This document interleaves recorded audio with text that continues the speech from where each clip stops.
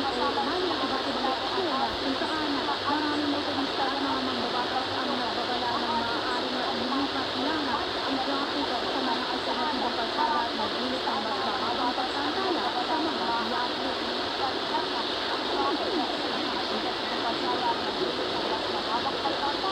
Rehabilitasyon sa EDSA dapat gawing phase by phase ayon sa isang senadora. Report kay Van Garcia.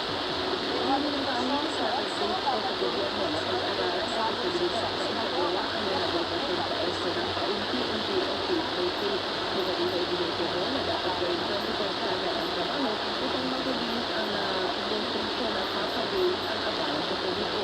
Salita ang tungkol sa tayo na kontribution ni Pangulong Ferdinand Bongbong Aquino ay ipapanila ng rehabilitasyon ng EDSA sa kanilang panawagan para sa mas maayos at komprehensibong paghahanda bago ito ipatupad. Dinilili sa oras at iwalang kapapakahanda ang pagkakawa ng bahayin sa pamamagitan ng kakalagdan ng Manila ay pagdudulot ng magiging kabuluhan at dagdag na pahirap sa mga komunikal at motorista. Nanawagan din ito ng mas malayang konstruksyon o konsultasyon sa mga stakeholders at katakdating dito upang makaharap ng mga ideya kung paano mapapagaan ang mga ito habang nagtuturo ang proyekto. Mula sa Senado, salita ang Council Garcia ng DZMP TV.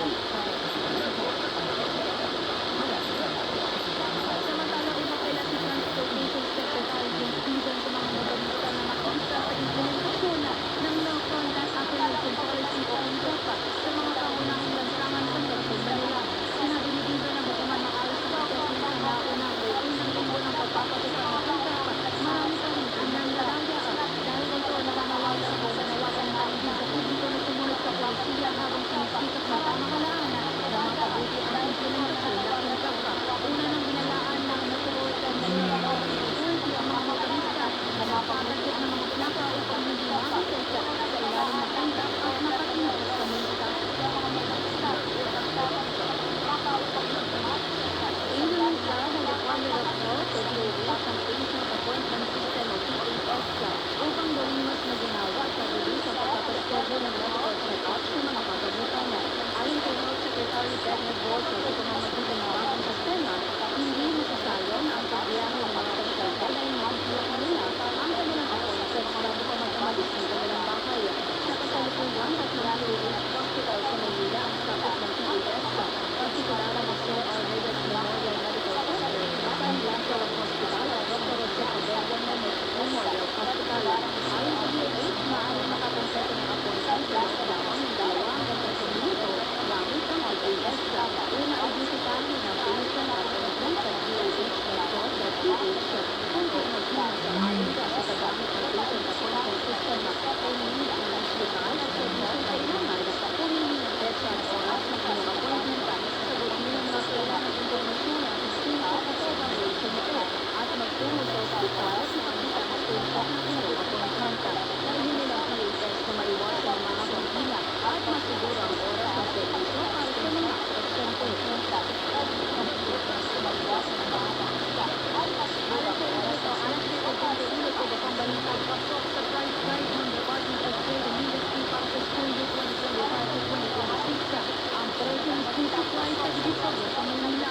Ayon kay Trade Secretary Cristina Roque, mas mababa pa nga sa nakasaad sa guide ang presyo ng ilang gamit sa eskwela. Ginawa ni Roque ang pahayag kasunod ng monitoring ng DTI sa presyo ng supply sa hapon ng umaga.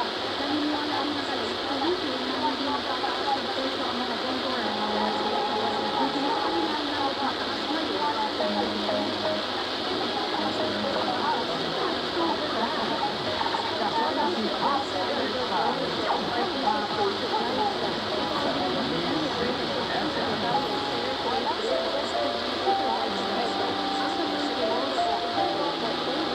ang pagdarasal ng Santo Rosario sa ngalan ng Ama, ng Anak, at ng Espiritu Santo.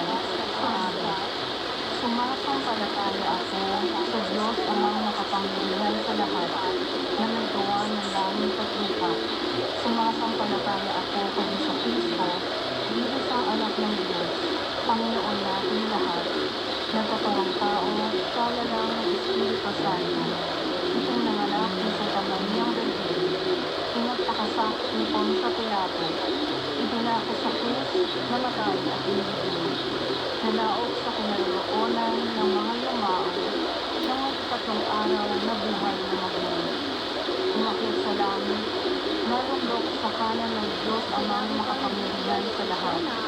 Doon magmumula at parito at maghuhukom sa nangabubuhay at nangamatay na tao. Sumasampalataya naman ako